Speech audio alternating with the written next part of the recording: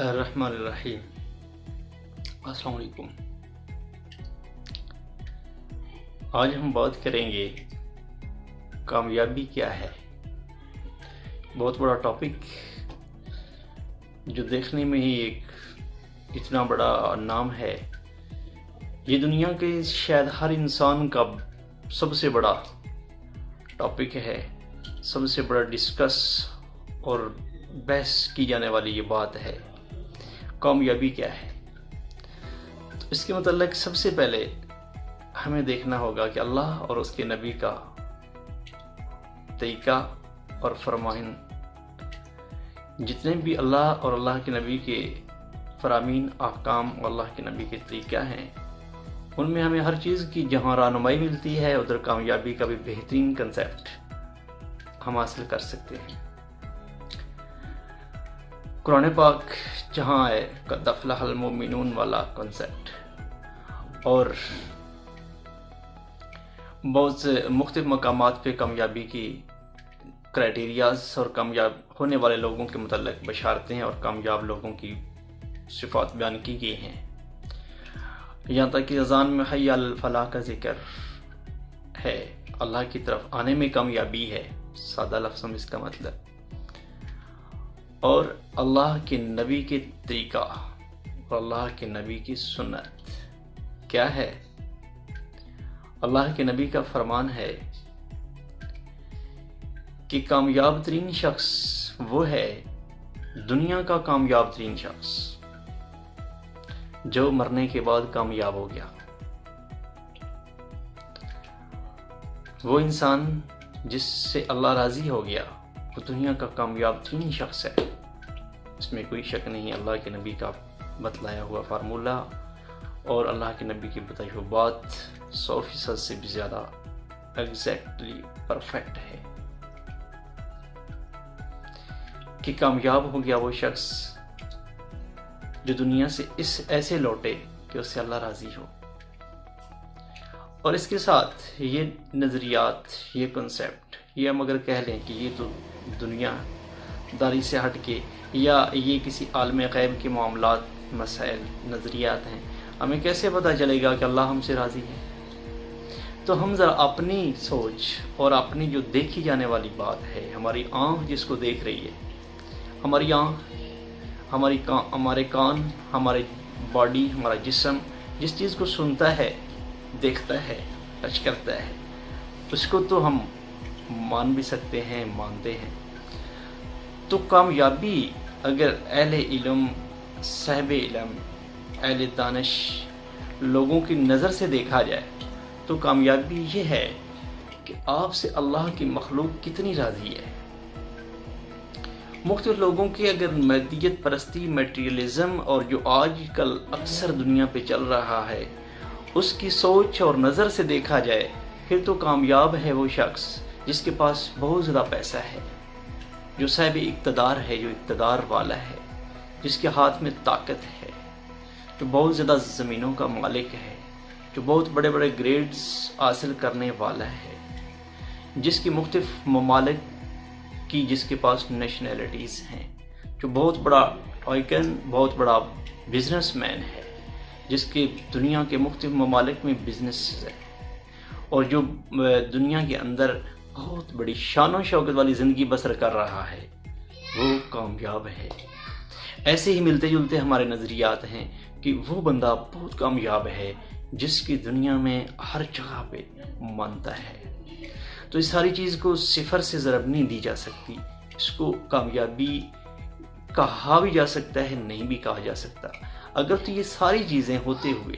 کسی بندے کے پاس اقتدار ہے، کسی کے پاس پیسہ ہے، کسی کے پاس بہت زیادہ اتھارٹیز ہیں، یہ سارا کچھ ہوتے ہوئے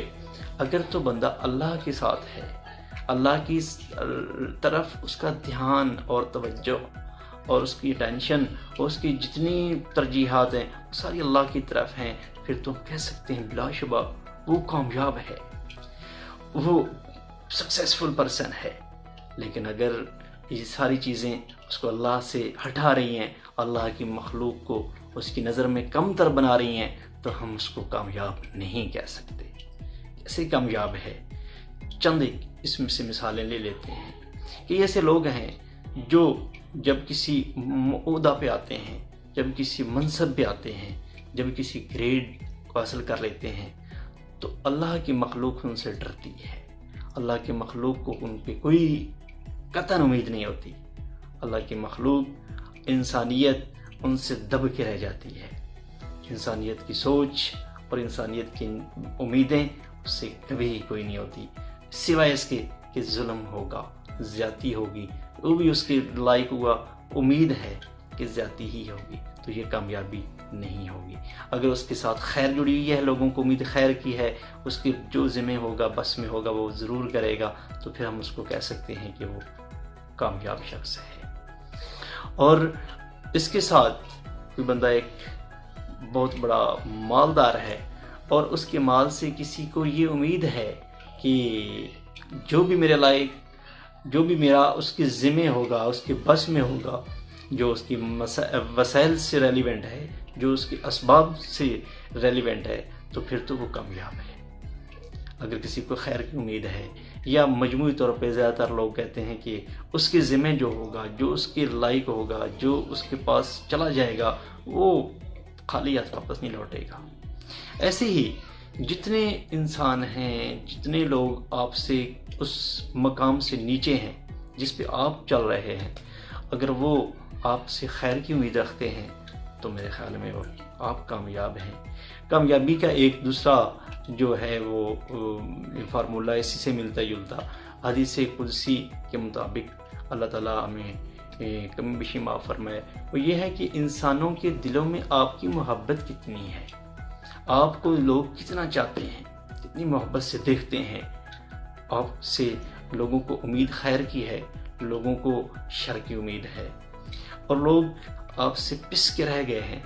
جیسے اللہ کی ذات فرماتے ہیں، جب میں کسی سے محبت کرتا ہوں، میں فرشتوں کو بھی کہتا ہوں آپ بھی اس سے محبت کرو۔ جب اس سے زیادہ محبت کرتا ہوں، میں